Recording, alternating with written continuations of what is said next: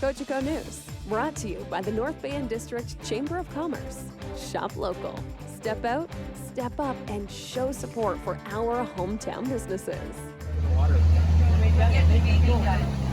Welcome back to Cogeco News. We're here in the Your TV studio on this beautiful Friday, and I do have a special guest in studio with me. This is Mercedes Proulx, a North Bay resident, and you are competing for Miss Teen Earth. Yes, I am. Before we get too in-depth in the discussion, let us perhaps introduce yourself to the viewer. So my name is Mercedes, or Sadie I'm known by, and I am 17 now.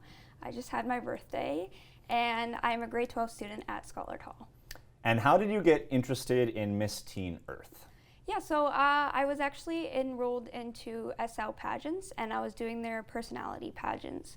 And throughout all of those competitions, my platform was global warming throughout all of those. So my pageant director, Sophia Leah, reached out to me and she said, I think you have a really strong platform. And she saw the potential in me and she just wanted me to do this competition. I wasn't sure about it at first because I just had so many competitions recently and I just wanted to take a little break, but I'm so glad that she encouraged me because I've come this far. And you have been part of a selection process throughout Canada and one of 40 national representatives. Yes. What does that recognition mean to you, being recognized that distinctly? It is amazing because ever since I was a little girl, I wanted to be a voice for the earth, but I didn't really think that would be possible because I didn't have a platform. I didn't really think people would listen to me. But Miss Teen Earth Canada gives me that voice, and I'm so grateful and glad that I'm the first Miss Teen Earth Canada going to represent my country at internationals. And if I do, by chance, happen to win the international crown, that would give me that voice amplified on a global scale. And you are going to Ecuador in October, so that is one heck of a flight. What's going to be happening in Ecuador? So Ecuador, it is a 4-day pageant, and I'm not sure the outline of things because with pageants, it's kind of like go with the flow.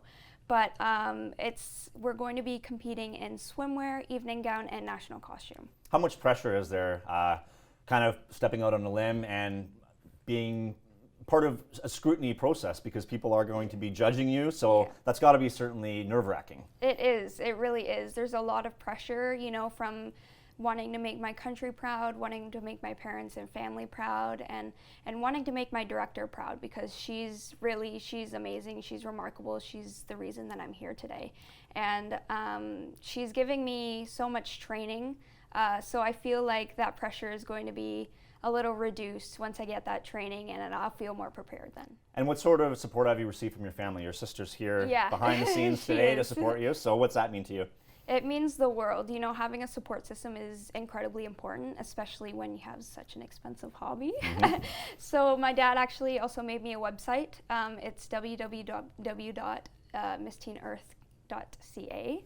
And he actually made that for me, so him taking that step forward and showing his support for me, as well as my mom. My mom is my rock, and so are my parents and friends and family. It's just been so great. Regardless of what happens in Ecuador, how are you going to move forward with your initiative to kind of raise the alarm bells for global warming, regardless of what happens in Ecuador? So I have been spending each and every day waking up and educating not only myself, but others on social media platforms and just in everyday world and conversations. So I really dedicate my life to global warming because I think it's such an important cause and it's so urgent that we need to pay attention to the climate crisis. Do you find that it's been distracted from with the pandemic? Absolutely. I think people are way more focused on the pandemic right now, which rightfully so. It is very, very scary with the pandemic, but I think we also need to keep drawing attention to the climate crisis.